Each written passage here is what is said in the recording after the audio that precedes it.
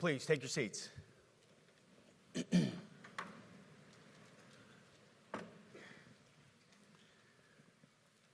Well, Mr. Chairman, the Joint Chiefs, generals, admirals, commanders, officers, senior enlisted, NCOs, enlisted, and every member of our American military, good morning.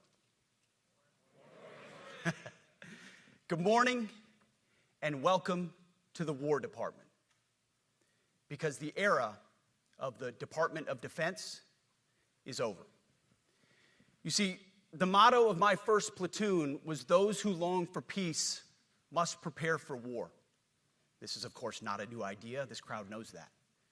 The origin dates to the 4th century Rome and has been repeated ever since, including by our first commander-in-chief, George Washington, the first leader of the War Department.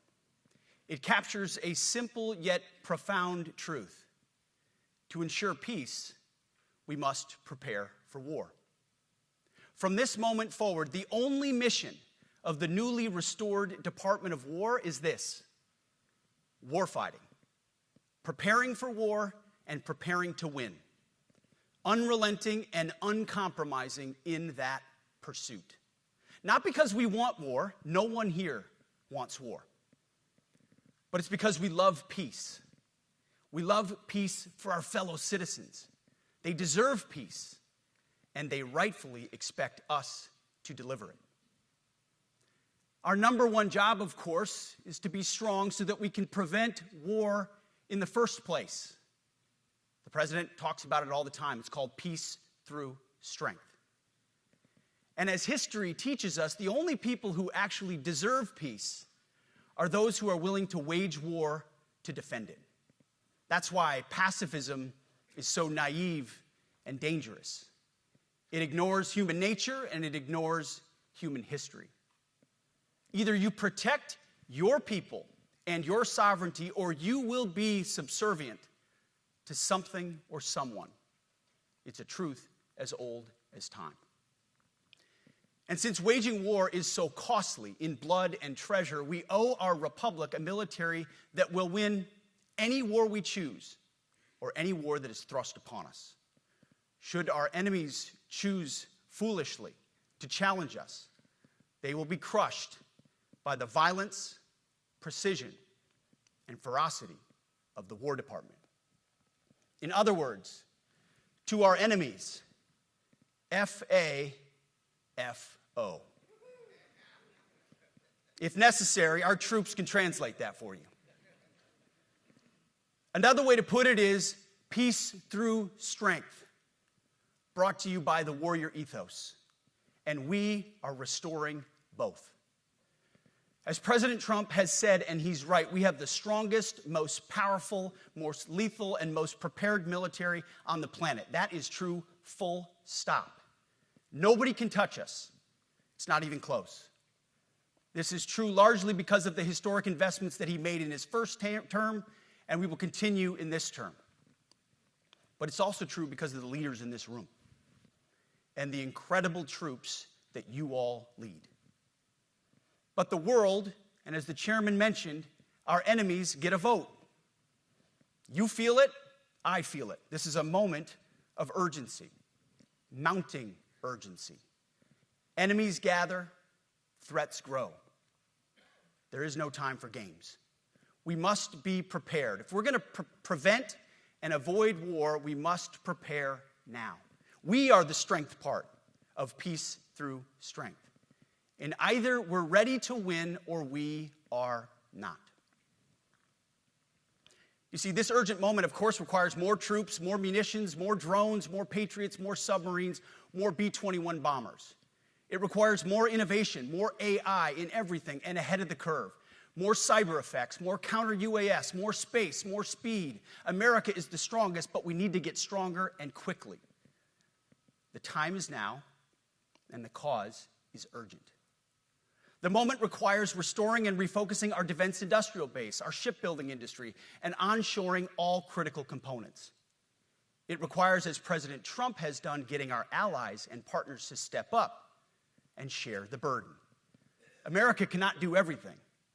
The The free world requires allies with real hard power, real military leadership, and real military capabilities. The War Department is tackling and prioritizing all of these things. And I'll be giving a speech next month that'll showcase the speed, innovation, and generational acquisition reforms we are undertaking urgently. Likewise, the nature of the threats we face in our hemisphere and in deterring China is another speech for another day, coming soon. This speech today, as I drink my coffee, this speech today is about people, and it's about culture. The topic today is about the nature of ourselves. Because no plan, no program, no reform, no formation will ultimately succeed unless we have the right people and the right culture at the War Department. If I've learned one core lesson in my 8 months in this job, it's that personnel is policy. Personnel is policy. The best way to take care of troops is to give them good leaders committed to the warfighting culture of the department. Not perfect leaders, good leaders. Competent, qualified, professional, agile, aggressive, innovative, risk-taking, apolitical, faithful to their oath and to the Constitution. Eugene Sledge, in his World War II memoir, wrote, quote, "War is brutish, inglorious, and a terrible waste. Combat leaves an indelible mark on those who are forced to endure it. The only redeeming factors are my comrades' incredible bravery and their devotion to each other." In combat, there are thousands of variables, as I learned in Iraq and Afghanistan, and as so many of you did in so many more places. Leaders can only control about 3 of them. You control how well you're trained, mostly how well you're equipped, and the last variable is how well you lead. After that, you're on your own. Our warfighters are entitled to be led by the best and most capable leaders. That is who we need you all to be. Even then, in combat, even if you do everything right, you may still lose people because the enemy always gets a vote. We have a sacred duty to ensure that our warriors are led by the most capable and qualified combat leaders. This is one thing you and I can control, and we owe it to the force to deliver it. For too long, we have simply not done that. The military has been forced by foolish and reckless politicians to focus on the wrong things. In many ways, this speech is about fixing decades of decay. Some of it obvious, some of it hidden. Or as the chairman has put it, we are clearing out the debris, removing the distractions, clearing the way for leaders to be leaders. You might say we're ending the war on warriors. I heard someone wrote a book about that. For too long, we've promoted too many uniformed leaders for the wrong reasons, based on their race, based on gender quotas, based on historic so-called firsts. We've pretended that combat arms and non-combat arms are the same thing. We've weeded out so-called toxic leaders under the guise of double-blind psychology assessments, promoting risk-averse, go-along-to-get-along conformists instead. You name it, the department did it. Foolish and reckless political leaders set the wrong compass heading, and we lost our way. We became the woke department, but not anymore. Right now, I'm looking out at a sea of Americans who made a choice when they were young men and young women to do something most Americans will not, to serve something greater than yourselves, to fight for God and country, for freedom and the Constitution. You made a choice to serve when others did not, and I commend you. You are truly the best of America. But this does not mean, and this goes for all of us, that our path to this auditorium on this day was a straight line, or that the conditions of the formations we lead are where we want them to be. You love your country, and we love this uniform, which is why we must do better. We just have to be honest. We have to say with our mouths what we see with our eyes, to just tell it like it is in plain English, to point out the obvious things right in front of us. That's what leaders must do. We cannot go another day without directly addressing the plank in our own eye, without addressing the problems in our own commands and in our own formations. This administration has done a great deal from day one to remove the social justice, politically correct, and toxic ideological garbage that had infected our department, to rip out the politics. No more identity months, DEI offices, dudes in dresses.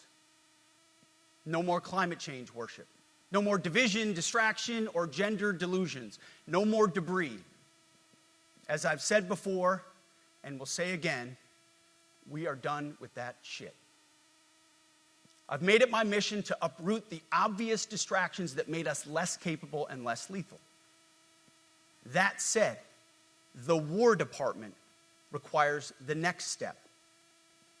Underneath the woke garbage is a deeper problem, and a more important problem that we are fixing and fixing fast. Common sense is back at the White House, so making the necessary changes is actually pretty straightforward. President Trump expects it. And the litmus test for these changes is pretty simple. Would I want my eldest son, who is 15 years old, eventually joining the types of formations that we are currently wielding? If in any way the answer to that is no, or even yes, but, then we're doing something wrong. Because my son is no more important than any other American citizen who dons the cloth of our nation. He is no more important than your son. All precious souls made in the image and likeness of God. Every parent deserves to know that their son or their daughter that joins our ranks is entering exactly the kind of unit that the Secretary of War would want his son to join. Think of it as the golden rule test. Jesus said, "Do unto others that which you would have done unto yourself." It's the ultimate simplifying test of truth. The new War Department golden rule is this: do unto your unit as you would have done unto your own child's unit. Would you want him serving with fat or unfit or undertrained troops? Or alongside people who can't meet basic standards? Or in a unit where standards were lowered so certain types of troops could make it in? In a unit where leaders were promoted for reasons other than merit, performance, and warfighting? The answer is not just no, it's hell no. This means at the War Department, first and foremost, we must restore a ruthless, dispassionate, and common sense application of standards. I don't want my son serving alongside troops who are out of shape, or in combat unit with females who can't meet the same combat arms physical standards as men, or troops who are not fully proficient on their assigned weapons, platform, or task, or under a leader who was the first, but not the best. Standards must be uniform, gender neutral, and high. If not, they're not standards. They're just suggestions. Suggestions that get our sons and daughters killed. When it comes to combat arms units, and there are many different stripes across our joint force, the era of politically correct, overly sensitive, don't hurt anyone's feelings leadership ends right now. At every level, either you can meet the standard, either you can do the job, either you are disciplined, fit, and trained, or you are out. And that's why today, at my direction, and this is the first of 10 Department of War directives that are arriving at your commands as we speak and in your inbox. Today, at my direction, each service will ensure that every requirement for every combat MOS, for every designated combat arms position, returns to the highest male standard only. Because this job is life or death. standards must be met. And not just met, at every level we should seek to exceed the standard, to push the envelope, to compete. It's common sense and core to who we are and what we do. It should be in our DNA. Today at my direction, we are also adding a combat field test for combat arms units that must be executable in any environment at any time and with combat equipment. These tests, they'll look familiar. They'll resemble the Army Expert Physical Fitness Assessment or the Marine Corps Combat Fitness Test. I'm also directing that warfighters in combat jobs execute their service fitness test at a gender-neutral, age-normed male standard scored above 70%. It all starts with physical fitness and appearance. If the Secretary of War can do regular, hard PT, so can every member of our joint force. Frankly, it's tiring to look out at combat formations, or really any formation, and see fat troops. Likewise, it's completely unacceptable to see fat generals and admirals in the halls of the Pentagon and leading commands around the country and the world. It's a bad look. It is bad, and it's not who we are. So whether you're an airborne ranger or a chairborne ranger, a brand new private or a 4-star general, you need to meet the height and weight standards and pass your PT test. And as the chairman said, yes, there is no PT test. But today, at my direction, every member of the joint force at every rank is required to take a PT test twice a year, as well as meet height and weight requirements twice a year, every year of service. Also today, at my direction, every warrior across our joint force is required to do PT every duty day. Should be common sense. I mean, most units do that already, but we're codifying it. And we're not talking like hot yoga and stretching. Real hard PT, either as a unit or as an individual. At every level, from the Joint Chiefs to everyone in this room to the youngest private, leaders set the standard. And so many of you do this already.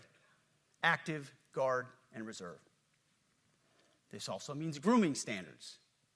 No more beards, long hair, superficial individual expression. We're going to cut our hair, shave our beards, and adhere to standards.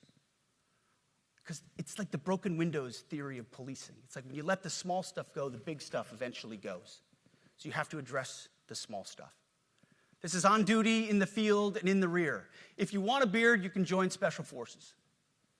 If not, then shave. We don't have a military full of Nordic pagans. But unfortunately, we have had leaders who either refuse to call BS and enforce standards, or leaders who felt like they were not allowed to enforce standards. Both are unacceptable. And that's why today at my direction, the era of unprofessional appearance is over. No more beardos.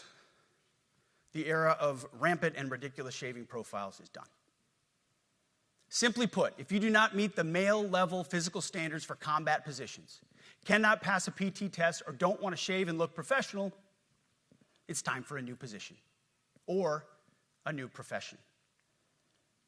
I sincerely appreciate the proactive efforts the secretaries have already taken in some of those areas, service secretaries.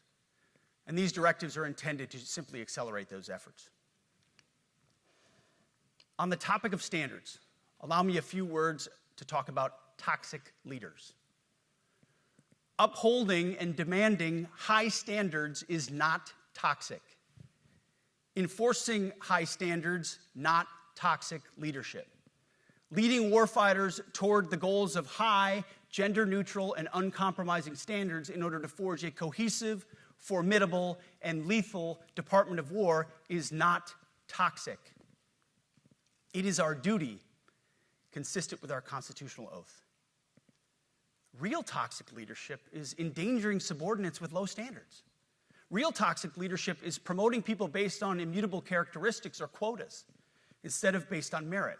Real toxic leadership is promoting destructive ideologies that are an anathema to the Constitution and the laws of nature and nature's God, as Thomas Jefferson wrote in the Declaration of Independence. The definition of toxic has been turned upside down, and we're correcting that. That's why today at my direction, we're undertaking a full review of the department's definitions of so-called toxic leadership, bullying, and hazing, to empower leaders to enforce standards without fear of retribution or second guessing. Of course, you can't do like nasty bullying and hazing. We're talking about words like bullying and hazing and toxic. They've been weaponized and bastardized inside our formations, undercutting commanders and NCOs. No more. Setting, achieving, and maintaining high standards is what you all do. And if that makes me toxic, then so be it. Second, today at our direction, we're ensuring that every service, every unit, every schoolhouse, and every form of professional military education conduct an immediate review of their standards. Now, we've done this in many places already, but today it goes across the entire Department of War.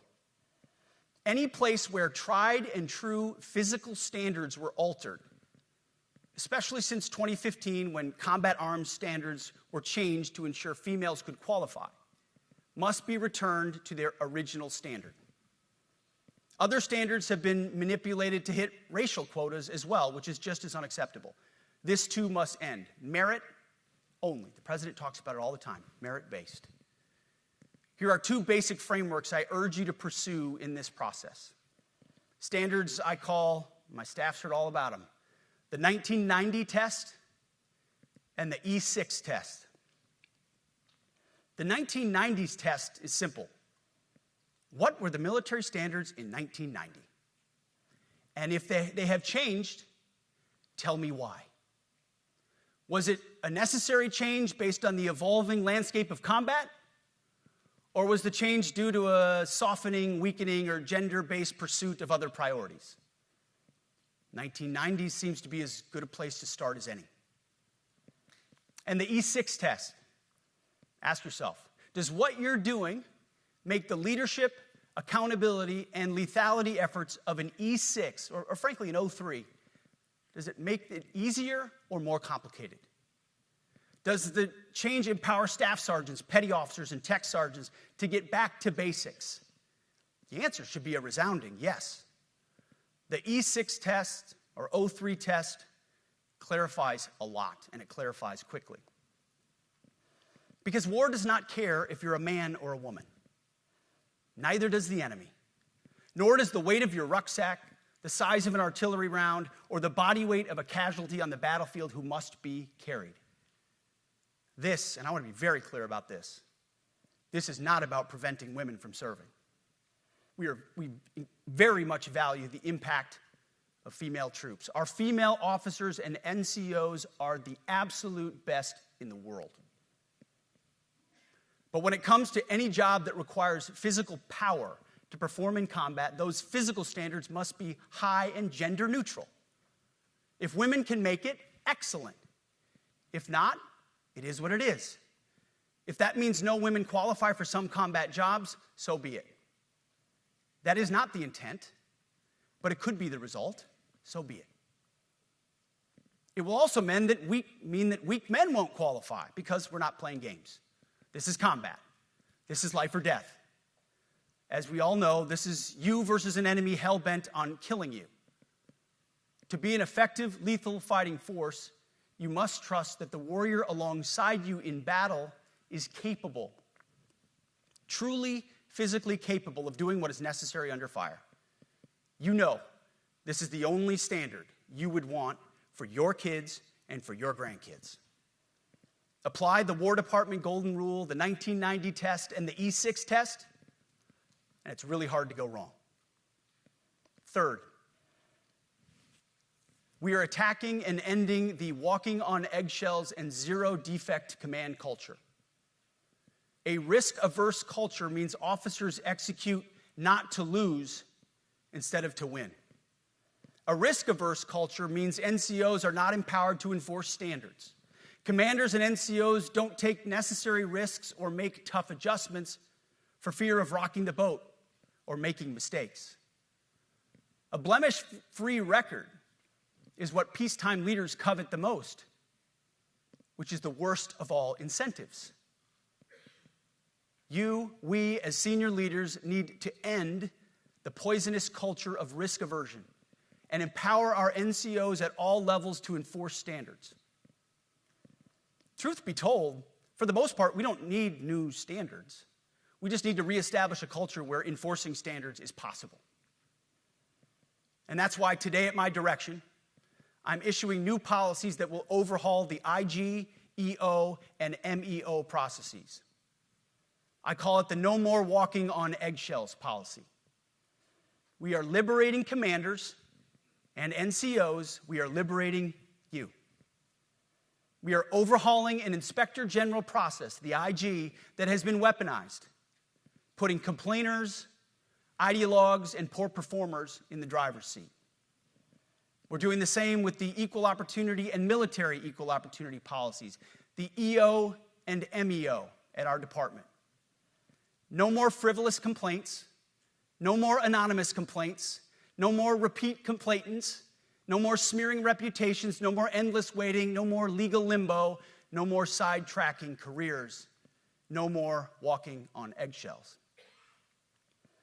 Of course, being a racist has been illegal in our formation since 1948.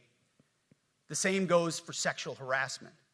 Both are wrong and illegal. Those kinds of infractions will be ruthlessly enforced. But telling someone to shave or get a haircut or to get in shape or to fix their uniform or to show up on time or to work hard, that's exactly the kind of discrimination we want. We are not civilians. You are not civilians.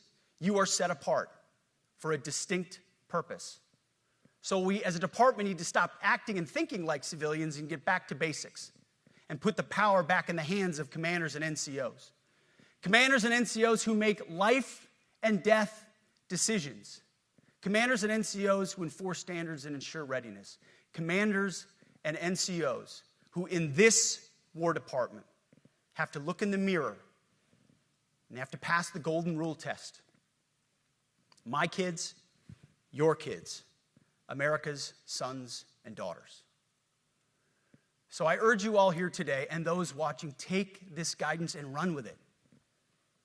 The core of this speech is the 10 directives we're announcing today. They were written for you, for Army leadership, for Navy leadership, for Marine Corps leadership, for Air Force leadership, Space Force leadership. These directives are designed to take the monkey off your back and put you, the leadership, back in the driver's seat. Move out with urgency because we have your back. I have your back. And the Commander-in-Chief has your back. And when we give you this guidance, we know mistakes will be made. It's the nature of leadership. But you should not pay for earnest mistakes for your entire career. And that's why today, at my direction, we're making changes to the retention of adverse information on personnel records that will allow leaders with forgivable, earnest, or minor infractions to not be encumbered by those infractions in perpetuity. People make honest mistakes, and our mistakes should not define an entire career. Otherwise, we only try not to make mistakes, and that's not the business we're in. We need risk takers and aggressive leaders and a culture that supports you. Fourth, at the War Department, promotions across the Joint Force will be based on one thing: merit. Colorblind, gender-neutral, merit-based. The entire promotion process, including evaluations of warfighting capabilities, is being thoroughly re-examined. We've already done a lot in this area, but more changes are coming soon. We'll promote top-performing officers and NCOs faster and get rid of poor performers more quickly. Evaluations, education, and field exercises will become real evaluations, not box checks, for every one of us at every level. These same reforms happened before World War II as well. General George Marshall and Secretary of War Henry Stimson did the same thing. And we won a world war because of it. As it happens, when he started the job, Chairman Kane gave me a frame and a photo to hang in my office. A matching frame and photo hangs in his. It's a photo of Marshall and Stimson preparing for World War II. Those two leaders famously kept the door open between their offices for the entirety of the war. They worked together, civilian and uniform, every single day. Chairman Kane and I do the same. There is no daylight between us. Our doors are always open. Our job together is to ensure our military is led by the very best, ready to answer the nation's call. Fifth, as you have seen, and the media has obsessed over, I have fired a number of senior officers since taking over. The previous chairman, other members of the Joint Chiefs, combatant commanders, and other commanders. The rationale for me has been straightforward. It's nearly impossible to change a culture with the same people who helped create or even benefited from that culture, even if that culture was created by a previous president and previous secretary. My approach has been simple. When in doubt, assess the situation, follow your gut, and if it's the best for the military, make a change. We all serve at the pleasure of the president every single day. But in many ways, it's not their fault. It's not your fault. As foolish and reckless as the woke department was, those officers were following elected political leadership. An entire generation of generals and admirals were told that they must parrot the insane fallacy that, quote, our diversity is our strength. Of course, we know our unity is our strength. They had to put out dizzying DEI and LGBTQI+ statements. They were told females and males are the same thing, or that males who think they're females is totally normal. They were told that we need a green fleet and electric tanks. They were told to kick out Americans who refuse an emergency vaccine. They followed civilian policies set by foolish and reckless political leaders. Our job, my job, has been to determine which leaders simply did what they must to answer the prerogatives of civilian leadership, and which leaders are truly invested in the woke department, and therefore incapable of embracing the War Department and executing new lawful orders. That's it. It's that simple. So for the past 8 months, we've gotten a good look under the hood of our officer corps. We've done our best to thoroughly assess the human terrain. We've had to make trade-offs and some difficult decisions. It's more of an art than a science. We have been and will continue to be judicious, but also expeditious. The new compass heading is clear. Out with the Shirellis, the Mackenzies, and the Millies, and in with the Stockdales, the Schwarzkopfs, and the Pattons. More leadership changes will be made, of that I'm certain. Not because we want to, but because we must. Once again, this is life and death. The sooner we have the right people, the sooner we can advance the right policies. Personnel is policy. But I look out at this group, and I see great Americans. Leaders who have given decades to our great republic, at great sacrifice to yourselves and to your families.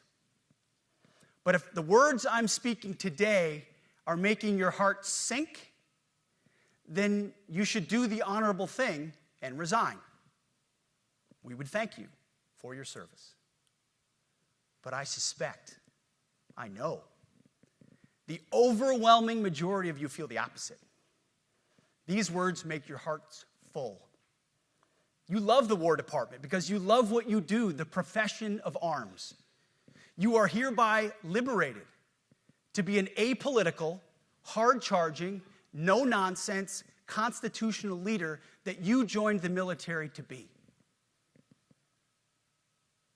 We need you locked in on the M, not the D, the E, or the I, not the DEI or the DIE of dime. By that I mean the M, military, of the instruments of national power. We have entire departments across the government dedicated to diplomatic, informational, and economic lines of effort. We do the M. Nobody else does. And our GOFOs need to master it in every domain and every scenario. No more distractions, no more political ideologies, no more debris. Now, of course, we're going to disagree at times. We would not be Americans if we didn't. Being a leader in a large organization like ours means having frank conversations and differences of opinion. You will win some arguments, and you will lose some arguments. But when civilian leaders issue lawful orders, we execute. We are professionals in the profession of arms. Our entire constitutional system is predicated upon this understanding. Now, it seems like a small thing, but it's not. This includes as well the behavior of our troops online. To that end, I want to thank and recognize the services for their new proactive social media policies. Use them. Anonymous, online, or keyboard complaining is not worthy of a warrior. It's cowardice masquerading as conscience. Anonymous, unit-level social media pages that trash commanders, demoralize troops, and undermine unit cohesion must not be tolerated. Again, O3s, E6s. Sixth, we must train and we must maintain. Any moment that we are not training on our mission or maintaining our equipment is a moment we are less prepared for preventing or winning the next war. That is why today, at my direction, we are drastically reducing the ridiculous amount of mandatory training that individuals and units must execute. We've already ended the most egregious. Now we're giving you back real time. Less PowerPoint briefings and fewer online courses, more time in the motor pool, and more time on the range. Our job is to make sure you have the money, equipment, weapons, and parts to train and maintain, and then you take it from there. You all know this because it's common sense. The tougher and the higher the standards in our units, the higher the retention rates in those units. Warriors want to be challenged. Troops want to be tested. When you don't train and you don't maintain, you demoralize. And that's when our best people decide to take their talents to the civilian world. The leaders who created the woke department have already driven out too many hard chargers. We reverse that trend right now. There is no world in which high-intensity war exists without pain, agony, and human tragedy. We are in a dangerous line of work. You are in a dangerous line of work. We may lose good people. But let no warrior cry out from the grave, "If only I had been properly trained." We will not lose warfighters because we failed to train or equip them or resource them. Shame on us if we do. Train like your warriors' lives depend on it, because they do. To that point, basic training is being restored to what it should be: scary, tough, and disciplined. We're empowering drill sergeants to instill healthy fear in new recruits, ensuring that future warfighters are forged. Yes, they can shark attack, they can toss bunks, they can swear, and yes, they can put their hands on recruits. This does not mean they can be reckless or violate the law, but they can use tried and true methods to motivate new recruits, to make them the warriors they need to be. Back to basics at basic as well. Of course, and you know this, basic training is not where mission readiness should end. The nature of the evolving threat environment demands that everyone, in every job, must be ready to join the fight if needed. A core credo of the Marine Corps is every Marine a rifleman. It means that everyone, regardless of MOS, is proficient enough to engage an enemy threat at sea, in the air, or in a so-called rear area. We need to ensure that every member of our uniformed military maintains baseline proficiency in basic combat skills, especially because the next war, like the last, will likely not have a rear area. Finally, as President Trump rightly pointed out when he changed the department name, the United States has not won a major theater war since the name was changed to the Department of Defense in 1947. One conflict stands out in stark contrast: the Gulf War. Why? Well, there's a number of reasons, but it was a limited mission with overwhelming force and a clear end state. But why did we execute and win the Gulf War the way we did in 1991? There's two overwhelming reasons. One was President Ronald Reagan's military buildup gave an overwhelming advantage. And two, military and Pentagon leadership had previous formative battlefield experiences. The men who led this department during the Gulf War were mostly combat veterans of the Vietnam War. They said never again to mission creep or nebulous end states. The same holds true today. Our civilian and military leadership is chock full of veterans from Iraq and Afghanistan who say never again to nation building and nebulous end states. This clear-eyed view, all the way in the White House, combined with President Trump's military buildup, postures us for future victories if, and we will, and when we embrace the War Department. And we must. We are preparing every day. We have to be prepared for war, not for defense. We're training warriors, not defenders. We fight wars to win, not to defend. Defense is something you do all the time. It's inherently reactionary and can lead to overuse, overreach, and mission creep. War is something you do sparingly, on our own terms, and with clear aims. We fight to win. We unleash overwhelming and punishing violence on the enemy. We also don't fight with stupid rules of engagement. We untie the hands of our warfighters to intimidate, demoralize, hunt, and kill the enemies of our country. No more politically correct and overbearing rules of engagement. Just common sense, maximum lethality, and authority for warfighters. That's all I ever wanted as a platoon leader. And it's all my E6 squad leaders ever wanted, back to that E6 rule. We let our leaders fight their formations, and then we have their back. It's very simple, yet incredibly powerful. A few months ago, I was at the White House when President Trump announced his Liberation Day for America's trade policy. It was a landmark day. Well, today is another Liberation Day. The liberation of America's warriors, in name, in deed, and in authorities. You kill people and break things for a living. You are not politically correct and don't necessarily belong always in polite society. We are not an army of one. We are a joint force of millions of selfless Americans. We are warriors. We are purpose-built, not for fair weather, blue skies, or calm seas. We were built to load up in the back of helicopters, 5 tons, or Zodiacs, in the dead of night, in fair weather or foul, to go to dangerous places, to find those who would do our nation harm, and deliver justice on behalf of the American people in close and brutal combat if necessary. You are different. We fight not because we hate what's in front of us. We fight because we love what's behind us. You see, the Ivy League faculty lounges will never understand us, and that's okay, because they could never do what you do. The media will mischaracterize us, and that's okay, because deep down they know the reason they can do what they do is you. In this profession, you feel comfortable inside the violence so that our citizens can live peacefully. Lethality is our calling card, and victory our only acceptable end state. In closing, a few weeks ago, at our monthly Pentagon Christian prayer service, I recited a commander's prayer. It's a simple yet meaningful prayer for wisdom for commanders and leaders. I encourage you to look it up if you've never seen it. But the prayer, it ends like this.